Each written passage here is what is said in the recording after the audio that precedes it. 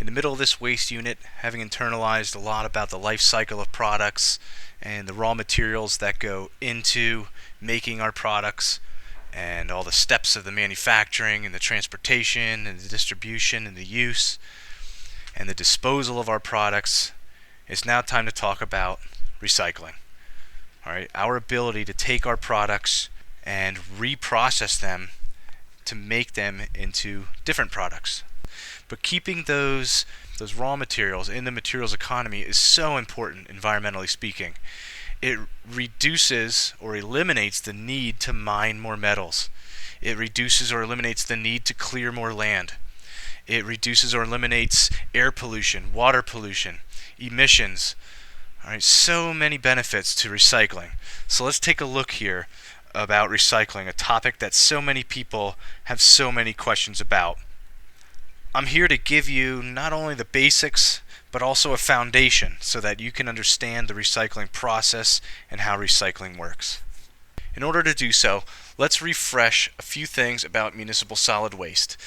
That portion of the waste that's generated by residences, small businesses, and small commercial enterprises. So if you remember, about 54% of municipal solid waste is landfilled, about 33% municipal solid waste is recycled, and it's somewhere around 13% is incinerated. Alright, I bring this up because this entire lecture is dealing with the 33% that we recycle. Alright, we talked about landfills and incinerators, but now it's time to talk about what happens to the 33% that's recycled.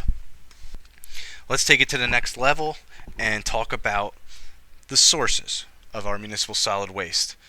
What we're talking about is the origin, or the sources of municipal solid waste. Just to refresh the big ones, it's about 31% that comes from packaging.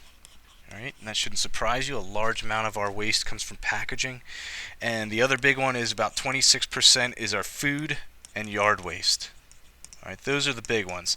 The rest is from the durable and non-durable goods that we use and throw away on a daily basis. Alright, so those are just the big ones. But now let's look at the composition of those wastes. Alright, when we go through these numbers, we're talking about percentages. I should mention that when we're dealing with waste and we're talking about the amount of waste, it's usually not talked about in terms of volume. What we are concerned about is weight. Alright, whenever we're dealing with waste, it's all done by weight, and typically it's done by the ton. Alright, this is how trash is measured, not by volume. And as we think about recycling of materials and recycling of products, or waste in general, we're always talking about weight because we don't have good statistics on volume. A ton of plastic is a lot more plastic than a ton of metal. When trash is moved from one place to another, it's always measured by weight. Alright, so keep that in mind. So let's take a look here at the composition of our waste. 31% is our paper and cardboard. Alright, 13% is our food. Similarly, about 13% is our yard waste. And then 12% are plastics. So I'm bringing up these numbers and I'm refreshing them for you because as we talk about materials that are recycled, look at the top three by composition. These are things that are totally organic and compostable. Alright, these are things we can keep out of landfills. And the plastics are also something that's easily recyclable. Alright, so there you go. The top four things by percentage, by weight, that are disposed of in the United States are all things that are either organic and compostable or recyclable. So keep that in mind as we go through here and we talk a little bit more in detail about these materials. And what we can do is we can start with looking at plastics. Plastics are the largest part of our waste stream that is non-biodegradable. Right? It's not compostable. But the key is that most of the recycled plastics are number ones and number twos. And if you remember, number one are our PET bottles, polyethylene terephthalate. Right? Those are our number ones. Our number twos are our high-density polyethylenes. Those are the two types of plastic that are most recycled on a large scale. But if you notice here, those two plastics only make up a small part of the entire amount of plastics that are disposed of in the United States. All right, let's look at where the other plastics come into play. Packaging. All right, bags and wraps and things like that. And then you have your other plastic containers. All right, the point here is that what we typically recycle, our number ones and number twos, are only a small part. There's a lot more here to deal with than what is usually in our normal collections. All right, aside from plastics, let's take a look at the total amount of materials recovered by weight. Okay, this is not the total amount of waste, but this is the total amount of materials recovered. So that means those things that are recycled. And see if you notice anything. You might notice that it's not paper, it's not plastic, but it's metals are the number one recycled material in the United States. You'll get a chance to see why that is throughout this lecture, but it's metals like aluminum, right, iron, steel, things like that, that makes up the number one recycled material in the United States. And then other things that are collected, you see yard waste and wood waste, and then paper and cardboard are shortly behind. But it's metals that are the number one recovered material. So with that background, let's move forward and really start to dive into recycling. Which brings us to the 3 R's: reduce, reuse, and recycle. All right, so let's talk about this a little bit. When we talk about reduce, what we're really saying is source reduction. All right, this is the number one preferred behavior set forth by the EPA and the Pollution Prevention Act. Source reduction. All right, in industry, what we're trying to do is reduce the waste at the point of manufacturing. All right, you've heard that for every 1 garbage can full of products that we dispose of, there's 70 garbage cans full of waste to make the products that we dispose of. All right, so in industry, the manufacturing process, there's a tremendous amount of waste generated. So if industry can reduce the amount of waste at the point of manufacturing, they can not only help source reduction, but they can also save themselves money, because it costs money to get rid of hazardous waste, it costs money to dispose of all that stuff that's made and generated at the point of manufacturing. From our perspective, we want to reduce the waste at the point of shopping. Some people will call this environmental shopping. You'll also see it referred to as pre-cycling. All right, and in pre-cycling, what we want to do as consumers is we want to support the companies or the products that use source reduction in the packaging of their materials. So for example, you want to choose the water bottle that is made with 50% less plastic, or you want to choose the product that has less packaging over the product that has more packaging. And what we're doing is we're pre-cycling. We're making a decision before we buy a product based on the amount of materials or the amount of packaging in that product. Right? So that's a way that we can practice source reduction. The next best thing would be to reuse. And reuse is a tricky one. All right? Reuse, in theory, is excellent. It's fantastic. You have a product that you don't want anymore. You can, for example, sell it at a yard sale. You can sell it on eBay. You can give it away for someone else to use again. One of the best things we can do is to reuse. Think about the amount of clothing that could be diverted from a landfill and reused again in society. Okay? The problem is sometimes when we try and reuse materials, we spend energy or we waste water in the process. So for example, if you are using a reusable mug and what you're trying to do is eliminate the need for a styrofoam cup on a daily basis, so you're reusing a mug every day, you're eventually going to need to wash that mug. So what you're going to do is you're going to put it in the dishwasher, and you're going to use heat and energy and electricity to heat the water, and then that water that was used to clean that mug becomes wastewater. So in an attempt to reuse a mug to save on styrofoam, we're using a lot of energy and we're generating a lot of wastewater. So we have to be careful when it comes to reuse. It's not always as good as what we think. Source reduction is the number one choice, but the next best thing would be to reuse items. All right, and then the third best thing to do, which is what most people participate in, is recycling. We'll talk a lot about the process, but just understand that reduce, reuse, and recycling are all possible solutions to our waste problem. All right, so let's take a look at the 2 types of recycling. The first type is called open loop recycling. This is a concept where you take a product or a material and you make it into a recycled product, but the recycled product is no longer recycled. All right, that new product would then be thrown away. So in my example here, I have the Lay's in a Doritos bag, which was used, and it's going to be recycled into a little handbag. But that new product is then going to be disposed of. To give you a little visual how this works, we have a product. All right, if we go along this loop here, we're going to use that product and we'll use it until it's finished, but we're going to recycle that product or the raw materials and make it into a new product, but then that new product is then going to be disposed of at the end of its life cycle. All right, so here we have an open loop where you use and recycle, but the new product will be disposed of. All right, sometimes you'll see this called downcycling. It's the least preferred option. However, you're getting more use out of the materials that you originally used. A couple of examples. Here you have the decking that was probably some other type of plastic product that was recycled, broken down into its raw materials, remanufactured into the decking material. But once that decking is finished, after being weathered for years and years, it must be disposed of.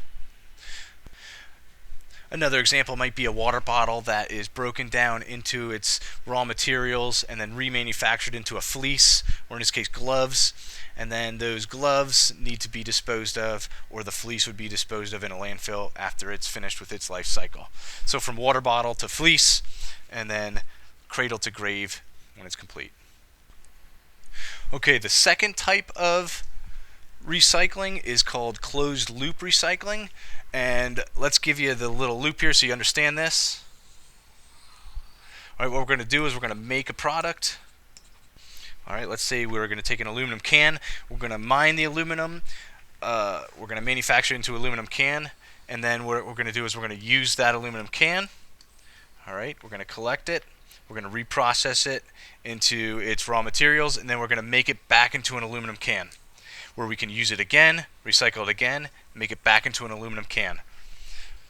So the difference here is once we recycle this product, we can reuse it again and again in its same form. So closed loop recycling is where we use a product, it's recycled, and made back into the same product.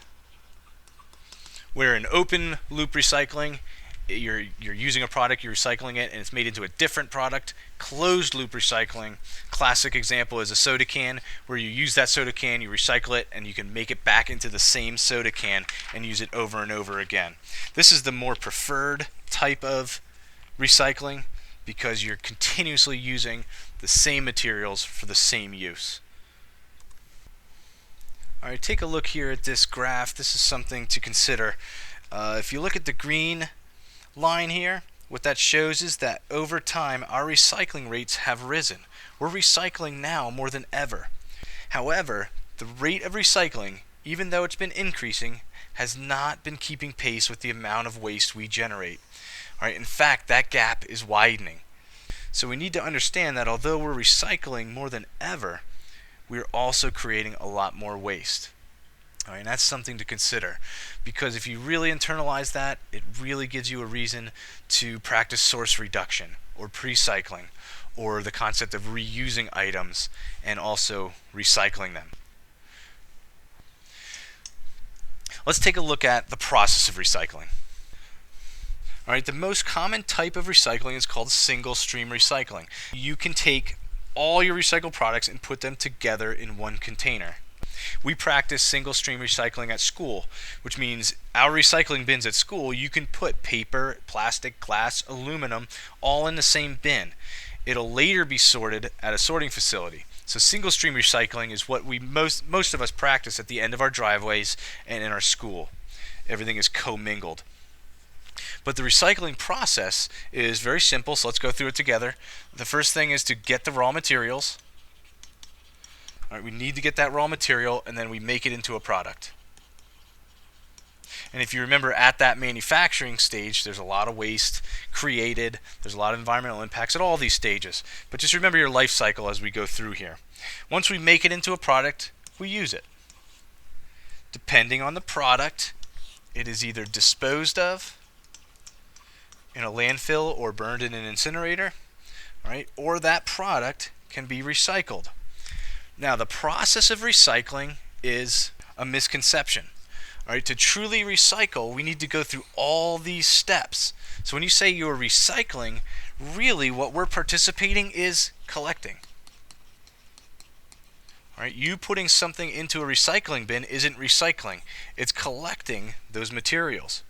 Because once they're collected, all right, in some type of recycling bin or a truck, all right, once they're collected, they need to go somewhere. Because we participate in single stream recycling, nothing is pre-sorted.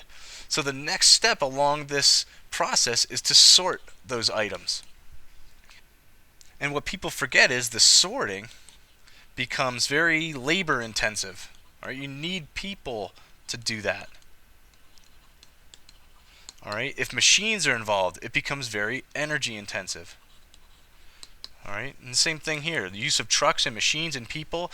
This part of recycling is very labor intensive and very energy intensive. And this is one of the reasons why recycling is so very expensive. All right, after those things are sorted, we need to reprocess those materials and make them back into the raw materials to be made into a new product. And to truly complete the loop of recycling, the consumer must buy recycled items. That would complete the recycling loop. That would make it worthwhile to have these raw materials back in the material economy. We need to buy those recycled items. So many people use and consume and do the right thing by placing things into a recycling bin, but they choose not to buy recycled items, which doesn't complete the loop. That's not truly recycling. Just to kind of give you a sense here, when you participate in Save Recycling Days, you're not truly recycling. All right, that's what people think it is, but really it's a Save Collection Day. It's only one step in the process. Now, what we do at Save Collecting Days is we pre-sort. All right, so we're doing a lot of the sorting for the companies that are going to reprocess those materials. And what pre-sorting does is it saves money. It saves time, it saves money, it saves manpower. All right, so pre-sorted recycling is a good thing. It alleviates some of the labor and some of the energy, but the whole process of recycling are all these steps completed by buying recycled items. So hopefully that gives you a sense of the process of recycling and that there's more to it than just putting things into a bin. And just to remind you, the worst thing we could possibly do is continue to put things into landfills and incinerators. All right. We as consumers need to buy recycled items, keep the materials economy flowing, alleviate the need for mining, clearing land, cutting trees. We need to do our part, and recycling is one of those things. All right, continuing along here, let's talk about the types of collection. All right, there's 3 types of collection that we can talk about here. The first one is a drop-off collection, and this is where you drop your materials off at a designated place. So for example, Save Recycling Day is a drop-off location. All right, paper retriever bins at a local business. All right, you've seen the clothing and shoes bins around local businesses here at school. That would be considered a drop-off location, those designated areas. All right, the advantages of the designated areas is that everything is pre-sorted. At our Save Recycling Day, we have a collection bin just for metals. We have a collection bin just for light bulbs, collection bin just for car batteries. All right, everything is pre-sorted, which alleviates the need for manpower. It saves money and time and effort and energy. All right, that's the advantages. The disadvantages is not convenient. People need to literally store their recyclables, or they need to load them into the cars and take them to a drop-off location. All right, it's not convenient for people to do so, and therefore we have a low participation rate in drop-off locations, somewhere around 10% of a population. A buyback is a little bit better. All right, we'll have somewhere between 15% and 20% of a population participate in a buyback. Sometimes you'll see these called bottle bills. All right, a bottle bill is on the side of a plastic water bottle. You'll see it says 5 cents for New York, 5 cents for Michigan, 5 cents for California. Those are states that participate in a bottle bill or a buyback program. Meaning, when you buy that bottle, it costs you 5 cents extra. And then, as an incentive to recycling, you take that bottle to a designated area and you get your 5 cents back. All right, so an advantage to a buyback program or a bottle bill is that it provides incentive for recycling. It also boosts a local economy. If people are getting their money back, that keeps money flowing. All right, it might boost the local economy. Disadvantages of buyback is not every state participates, especially in the bottle bill. Pennsylvania is not a state that has a bottle bill.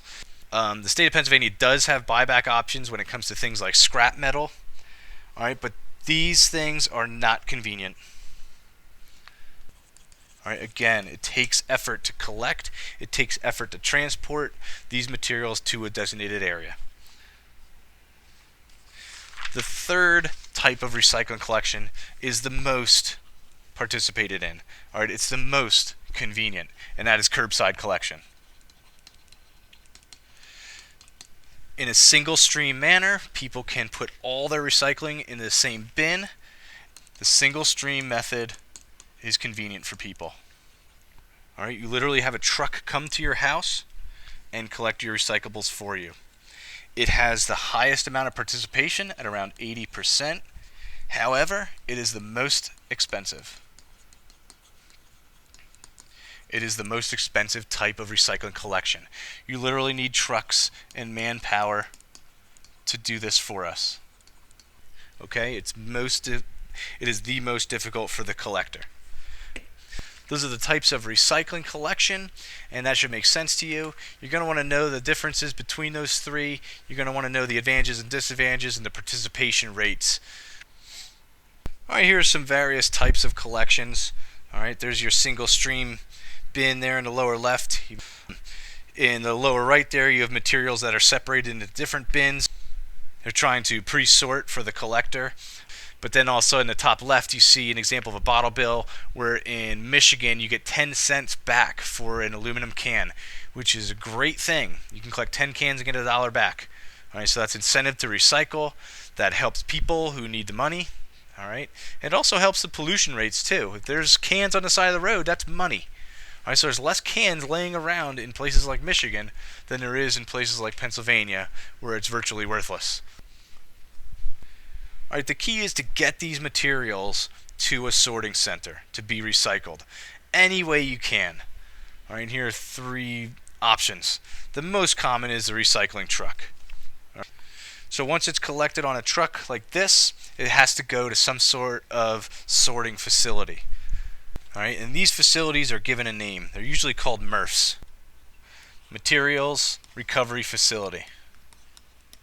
All right, and it's here where they're going to take materials and sort them. Again, single stream, you put everything in the same bin. It's all mixed together. It's commingled. So everything needs to get sorted. And there's a couple of techniques to do that, and they happen at the Materials Recovery Facility, the MRF. All right, so let's go through this process real quick. Everything's literally dumped on a huge pile, and then it's going to go onto a large conveyor belt, and they're going to take them to a group of people who are going to hand sort those materials. But you can see the sheer amount of materials here that's literally just dumped. All right, and then they're going to push it around and spread it out and try and get it onto a conveyor belt. All right, that conveyor belt usually goes up, where there's hand sorters, a group of people who are going to literally go through here. And what they're going to do is pull out the trash first, the things that can't be recycled, and then they're going to hand sort the rest. So this is why it's so labor intensive and expensive. And it's also difficult because they don't have the time to read all the numbers on the plastic containers. So the only ones they're going to recycle are the ones that they're familiar with. They don't want to make a mistake because plastics melt all at different temperatures, and it's the number 1s and the number 2s that they're really looking for, and they know that can be recycled. So they're going to be looking for water bottles, soda bottles, milk, gallon jugs, detergents. Those are typically your number ones and your number twos. So they don't have the time to take a bottle and look at the number on the bottom. They're just going to go with what they know.